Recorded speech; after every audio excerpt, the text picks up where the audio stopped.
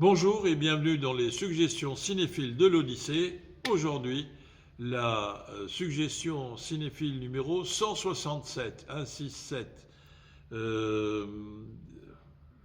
Ça avance, nos suggestions. Et en avant pour parvenir, j'espère, jusqu'à la 200e suggestion cinéphile de l'Odyssée. Le film dont je souhaite vous parler aujourd'hui, c'est un film qui s'appelle Les Grandes Familles,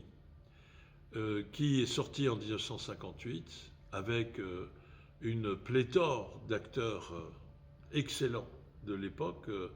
de la fin de ces années 50. Jean Gabin, qui est très impressionnant dans ce rôle. Euh, je dois aussi confesser que je veux réparer une erreur de jeunesse, parce que Jean Gabin m'énervait beaucoup à titre purement personnel, parce qu'il gérait son personnage toujours de film en film, mais en réalité, c'est un monstre sacré qui occupe, ne serait-ce que par un regard, ne serait-ce que par un rictus sur son visage, ne serait-ce qu'en serrant encore un peu plus les lèvres déjà serrées qu'il a, eh bien, il occupe toute la surface de l'écran. Un monstre sacré. Il y a aussi Bernard Blier, grand acteur, formidable, et il y a Jean de Sailly et Françoise Christophe, Louis Seigné, bref, une pléthore d'acteurs dont certains sont des acteurs de théâtre. Louis Seigné est sociétaire de la Comédie Française à l'époque, mais qui sont aussi des gens qui s'adaptent avec beaucoup de talent et d'efficacité aux contraintes du 7e art et du cinéma. Le film est l'adaptation d'un roman qui a été écrit par Maurice Druon, roman qui s'appelle Les Grandes Familles, justement, et roman pour lequel il a obtenu en 1948 le prix Goncourt, prix du meilleur Goncourt, voilà, de roman, bien. Alors, c'est un roman et une histoire qui sont tout à fait inspirés de la période. D'un côté, il y a, et c'est incarné par le patriarche que joue Jean Gabin, il y a Schoudler, Noël Schoudler, ça fait un peu alsacien, mais ça s'écrit, si j'ai bonne mémoire, Schoudler, ce qui est peut-être une francisation du mot Schudler, alsacien, qui sait, et qui est à la tête d'un empire économique qu'il a confectionné à la force de son poignet. Il a une banque, il a une usine qui est d'ailleurs l'origine du capital familial Schoudler, une usine de sucre, et puis il a un journal. Et avec cela, il règne sur la vie politique. Le film montre très bien, à l'occasion, les mœurs de la 4ème République, c'est-à-dire que la façon que l'on a de pouvoir faire et défaire des gouvernements, la façon que l'on a de pouvoir occuper des postes honorifiques, tel cousin, bien qu'il est idiot, est bombardé à l'Académie française, l'autre à l'Académie de médecine, un autre cousin général à la retraite, eh bien lui aussi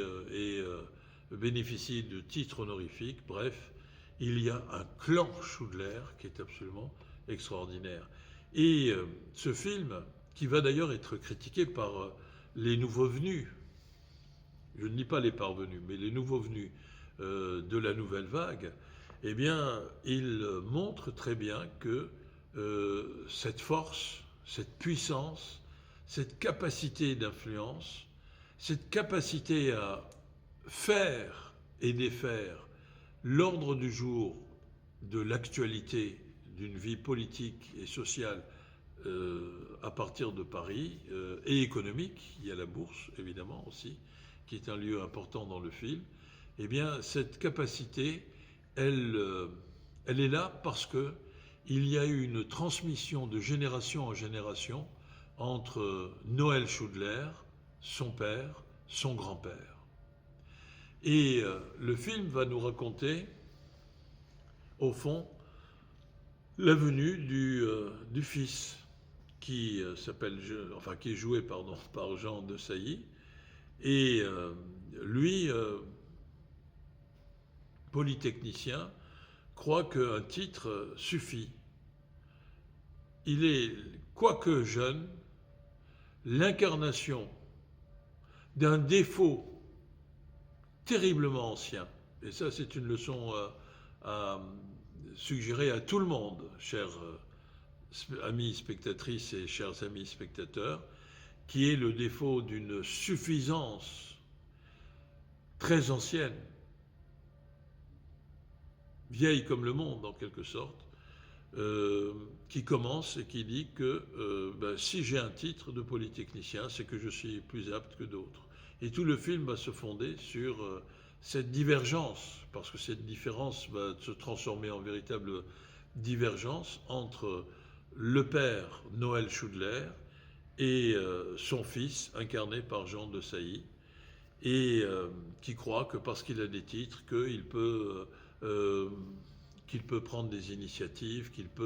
et c'était le terme à l'époque, qu'il peut jouer la carte du New Look. Mais le New Look n'est possible que s'il y a les capitaux de papa derrière, et que là, eh bien, le papa décide de lui donner une leçon. L'histoire va mal se terminer, je ne vous dis pas comment, mais c'est en tout cas une histoire qui montre que les titres ne suffisent à rien. Et je pense que Maurice Druon, qui a été quand même imprégné, qui n'est pas un dangereux révolutionnaire de gauche, il est même plutôt conservateur de droite, eh bien, il a été malgré tout imprégné par l'esprit de la résistance. Ce n'est pas parce qu'on a un titre de maréchal qu'on est forcément un héros national, et au contraire, on peut être le fossoyeur de la liberté, de la démocratie, et être marqué à vie par le sceau de l'infamie pour cause de collaboration. Eh bien, la suffisance de ceux qui pensent, et de celles qui pensent, qu'il suffit d'avoir un titre pour que les choses soient faites, est évidemment contrecarrée, parce que c'est à la force du poignet que les politiques se font, c'est à la force du poignet que la résistance a pu se développer, quoique minoritaire dans la France, société française de l'époque, ce que vient nous rappeler Maurice Druon. Et 10 ans après 1948, en 1958, eh bien, ce film, où il y a aussi les dialogues, les répliques formidables de Audiard, eh bien, vient nous rappeler que ce qui est important, eh bien, c'est dans un monde de cupidité, de voracité, d'hostilité permanente, dans un monde où ceux qui ont le pouvoir, eh bien, se font la guerre de tous contre tous. Et j'ai oublié de dire que dans le film, il y a aussi Pierre Brasseur, qui joue un rôle extraordinaire, la figure formidable du méchant, si vous voulez, dans le film, et qu'il y a lieu, dans la tourmente de tous ces intérêts contradictoires qui s'affrontent, de la nécessité de maintenir le cap. Et c'est au fond l'incarnation du personnage de Schudler, de Noël Schudler, incarné, je le répète, par Jean Gabin. Et évidemment, maintenant, parce que tout a un prix, rien n'est gratuit, eh bien, parfois, on le paye très cher, le fait de développer des efforts pour rester dans une position d'influence. Le film est en noir et blanc, et c'est formidable de voir Paris, les voitures de l'époque, les costumes de l'époque, les tics comportementaux, on pourrait dire, des gens, parce que même un film de fiction est quand même à une valeur de document sur comment les gens parlaient et comment on considérait les relations garçon-fille, les relations familiales, selon la hiérarchie, avec peu de place quand on était des forces puissantes pour l'affection.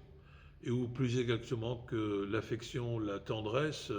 eh bien, ne pouvait se euh, montrer que dans une logique d'instruction, un peu de redressement, si vous voulez, des torts supposés des unes et des autres,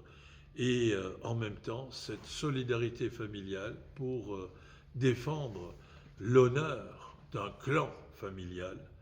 euh, envers et contre tout, quelles que soient les menaces et d'où que viennent ces menaces. C'est un film qui a une valeur de document historique et c'est un film qui est plus que agréable à regarder et durant lequel on ne s'ennuie pas une seule seconde. Alors évidemment, aujourd'hui, ce film qui défend une certaine durée, une certaine continuité, ne cède pas à la fascination de la recherche du New Look. Et quand on regarde le destin de la nouvelle vague, eh bien sûr, c'est facile de critiquer ce cinéma qualité France, mais si c'est pour retomber, sauf peut-être Jean-Luc Godard, pas peut-être, assurément Jean-Luc Godard, mais en s'isolant du public, car quand il est venu ici à l'Odyssée, Jean-Luc Godard nous a fait une confession que je trouve très émouvante, très belle, et aussi la façon qu'il a d'assumer le choix que courageusement il a fait de ne pas faire de la bouillie visuelle ou audiovisuelle. Eh bien, il disait, moi tout le monde me connaît, son visage, dans les aéroports, etc., y compris dans le restaurant où on était avec lui d'ailleurs, mais personne n'a vu mes films, alors que certains de ces films, et je sais qu'il serait fâché si on citait que À bout de souffle et Le mépris, qui est à l'origine du titre de l'Odyssée, comme vous le savez, puisque Fritz Lang, dans Le mépris, réalise un film imaginaire qui s'appelle L'Odyssée, justement. Eh bien, à l'exception de Jean-Luc Godard, la nouvelle vague, après avoir rué sur les brancards, eh bien, s'est apaisée et est devenue, elle aussi, à son tour, un peu plus conformiste et un peu plus conforme par rapport aux intérêts qui désormais s'étaient accumulés et qu'il était nécessaire de défendre. Donc, vous voyez, les choses sont toujours paradoxales. C'est l'ironie de l'histoire, c'est l'ambiguïté de la vie, et en même temps, ce paradoxe, c'est ce qui apporte sa saveur à la vie. Bref, les grandes familles de Denis de la Patelière, qui, je le répète, a fait Taxi pour Tobruk, qui a fait Le Tatoué, comme autre film, mais qui, avec les grandes familles, a fait un film extraordinairement intéressant et que je vous invite à voir, que vous pouvez voir probablement sur MyCanal+, ou sur les replays de Arte ou de FR3, mais je crois plutôt que c'est sur Arte qu'il vient d'être projeté tout récemment. À très bientôt, prenez bien soin de vous, merci, au revoir.